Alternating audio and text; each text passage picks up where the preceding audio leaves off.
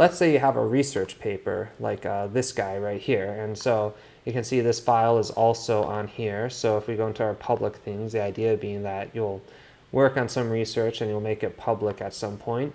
So from here, you see this research paper thing. Oh, well, I guess I was going to show this file later, but I guess for the moment, I'll delete it for now so you can see how it works once I get to it. Cool. So inside research paper, so let's say you wanted to embed Cytoscape into this research, like you want to show a graph. So you can just run some stuff to get the notebook started. Let's say you want to put Cytoscape in right here. So you can, well, you can remember the command that you have to run. It's this guy right here, and I can make it shorter so it's not run some long thing. Yeah, so I could probably just make it so it's like run cytoscape.embed. That wouldn't be too hard to do. But let's say you do this to get Cytoscape inside this application now, or inside this Jupyter notebook now. Now we have Cytoscape inside this research paper that we're writing, and the research paper was made in Jupyter Notebook. Okay, so let's do what we did before, where we hide our source code and we hide the top. Oh, and actually another fun fact about this stuff is that this now all like works on an iPad. And by that I mean it doesn't just work, it works really well. Like I actually do my programming half of the time on an iPad. This version of Jupyter is, as of I know right now, the only version of Jupyter that works with iPad. I had to like create all that myself. So now we have Cytoscape inside this notebook, and let's say you want to just create some simple graph using it. So let's show how you would do that. So yeah, let me just mess with this layout a little. That thing I had before looked good. Cool, so something like this. So let's say for starters, you wanted to just add a simple dot. So we can add a dot like that, or sorry, a node.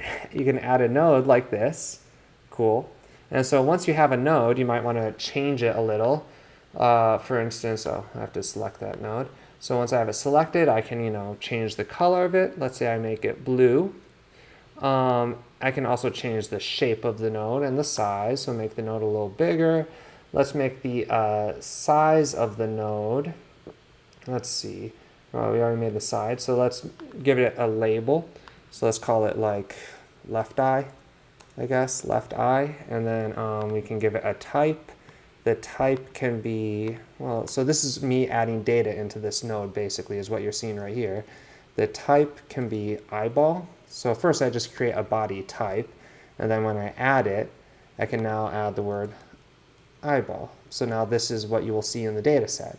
And by what I mean when I say this is what you see in the data set, what I mean is that if I click the node now, oh, I get some information about the node. I get the data variables that I put inside the node. And oh, how about left will be a minus, right will be like positive. So let's add another variable here. So we can add a number variable now. We'll call it side, create. And so on side, we'll add that to this node as well. And since it's the left side, it will just be -1. All right, cool. So let's zoom out for a bit so we can kind of see what we're doing. All right, cool. So we make it a little bigger. So now let's just add a right eye with that same style. So now we can just add one here. We can change its label now. We don't want it to be that. We want it to be right eye. Right eye. Cool. All right, well, that's a good start. So now the cool things I can do with those data properties that I added, oh, and then for variables, of course, we need to add some data to this. So I think we made right 1 and we made it type eyeball. Is that correct? Yeah, I think so. So, but now when we highlight the nodes, we get more information than we did before. We get information, you can see here in this table, we get information like, oh, eyeball, eyeball. It's on the left side of the face, it's on the right side of the face in the information right down here. And let's say you wanted to change it, like I don't like calling it eyeball, I'll just call it eye. Okay, so once I change it here, it's dynamic, it automatically changes. So now these nodes are called eye instead of eyeball. Now let's say I only wanted to select the left side of the face or the right side of the face So I can go into my search settings right up here. And so this works with big data sets too. I'm just showing it with 2 nodes so you can kind of get the idea of how it works in a case that you can see well. So let's say I want to get the left side of the face only. Well, what I can do is I can do a search. So I want to search over the nodes, and I want to search over the side. So how about is side less than 0? So that will be the left side of the face, unless I made -1 right side. We'll find out soon enough. So when we run it, we select the node on the left side of the face, just like that. And if we wanted to select all the nodes, we can just do just node. This will select all the nodes. We run that. We get all the nodes. Cool. So we showed how to do stuff with nodes. Now, how do we do stuff with edges? Are edges even in this framework that I built?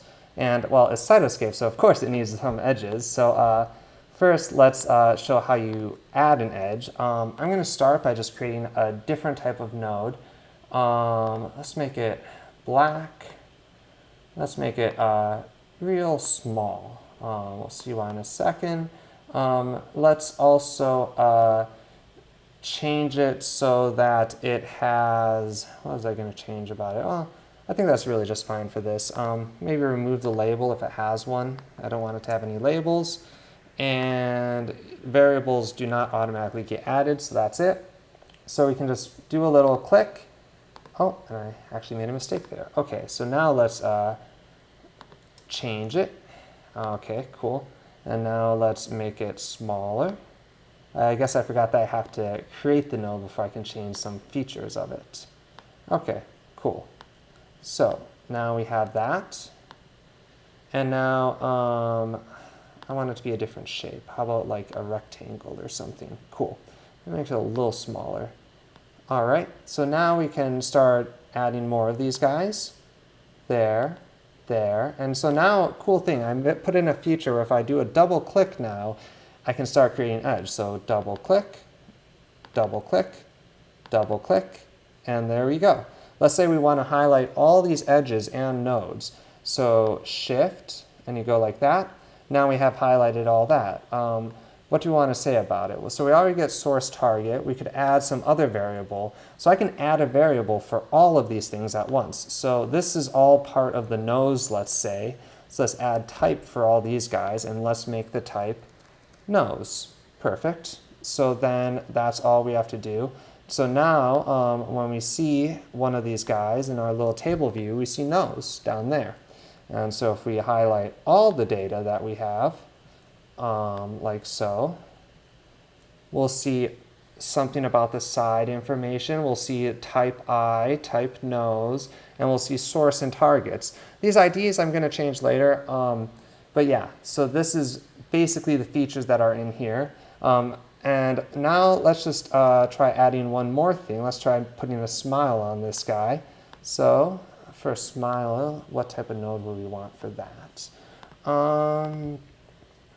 Well, actually, yeah, I'll just change it real fast right now. I guess this should be red. Let's make the style a little bigger for the nose, but really the node you don't even want. It's more about the edges for a smile. So actually, let's just make it smaller. Doesn't even really matter. Hexagon, I guess. Okay, so let's add some more of these guys. So we have one there, one there, one there, there, there. And then we just can connect them, so done. Like this. Remember, double click is how you add edges. And then we should highlight all of these guys. Well, how about we just, really, what we want to do is we want to highlight the edges and make them bigger if we want this to really look like a smiley face. So let's go up into our settings, and we go to edge now. And we click, and then we get all the edges. Now, let's say I actually only wanted to see the edge. By pressing the eyeball, it shows me the data I want to see. So imagine if you only want to see like the proteins in part of a network. You can press that, and you just get that part that you search for. All right, so now just the edges. Let's make just the edges bigger. So I pull that, and just the edges get bigger. And now I can get the edges of just type nose. Well, it's just faster for me to do this than for me to actually type it. I hope you don't mind that I don't use the search feature for everything. Although you can do the searching for everything. So we have those, but then you can also do a shift click for these guys, and then you can make them red. So you get them red. Cool. And there you go. Now we have a nice little smile. We have a little smiley face guy that we have played with. So this is great. You know, now this person who's writing this research paper has this smiley face inside the middle of the research paper, but this is kind of like they have all this other stuff, like this information about source and target. What they could do if they wanted to, they could just delete these cells, and that works fine. So now you have this interactive thing where you see just the smiley face and, you know, another person when they're reading this guy's research paper, they see the information and then, you know, they can click it to get information about the various parts of it. But actually, why don't we build something a little better than this? So I created a new file type that's actually really great for this type of stuff. So first, well, I guess I should make it so it already gets everything, but I have it set up so that you have to highlight all the information to use it. And then what you do is when you go to File, you can give a little description. So I'll call it Smiley Guy. You can type some stuff. This is a smiley face created in Jupyter with Cytoscape. This is a cool application of the new Cytoscape software. Just type some stuff. Figure you want to see the product, not me typing. All right, so then when I click Save, what it'll do is it'll create this graph. And when it creates the graph, let's see, hope everything works on that. So let's see that it created it. Great, so we should see the smiley face here. Hopefully it got rendered correct. That was something I was just working on now. I didn't get the rendering. I can get the rendering, I just have to switch it from, well, one type of rendering to another, and it shouldn't be too hard of a fix. But anyway, so all the data is in here, and then what you can do is you can then, you see it says smiley face, it says all the words that I did up there, and then I can click here, and when I click a node, I still get the information about the node inside the thing. So this is, let's just actually show you what I was at. This is just a graph.html file that was created when you click the save button. And then from there, let's say you can download it, you know, and you can just give that file that I created to anyone else. So let's say you email it to someone else. When you email that file to someone else, they don't need to download any application or anything. They can just click that file that you sent, and then, oh, they instantly see the thing that you created. And yeah, don't worry about the positioning. I can get that fixed pretty easily. I have to use rendered position instead of absolute position. Okay, but so then anyways, also, what you can do with that is all this stuff right here that you don't want. Let's say, here, let me just get into a view where I can see which cells are which before I start deleting stuff. So let's just start removing these cells. All right. So I want to see what I'm deleting before I delete it. Okay, cool. So let's say instead of having stuff like that, you just wanted to have the thing that I showed you where it's not like clicking, it's not all this heavy lifting, it's just the pretty graph. So you can do that with a relatively simple line. It's just a function that I wrote called embed, I think, file. Yep, cool. So let's actually move that file so it's in the correct location. So we can go to where the file is in apps, Cytoscape, graph.html, and we want to move that file to, what is it? It was public slash well, I'll just put it in public and we'll figure it out from there. Cool. So then we go to public. Yeah. Oh, and then it was my first research paper. Cool. My first research paper. So we just move this to there. Public slash my first research paper. Move. Cool. So now the file's in that location. So now we can embed that using a relatively simple command like, where was it? Embed file.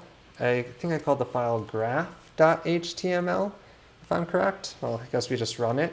And we can also choose, so you have different sizes, small, medium, large. I think small, or medium. Let's do medium for this. Medium, cool. We run it, and there we go. There we get our graph inside here.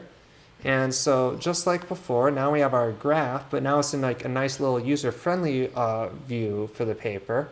Here, I'll just, again, hide the source, hide the header. So now when someone's reading this on their iPad or on their computer, they're reading your paper, all of a sudden in the middle of the paper, they get this like really cool interactive graph that, you know, they can look at now, and then they can click, and then they get information about the nodes that they're clicking.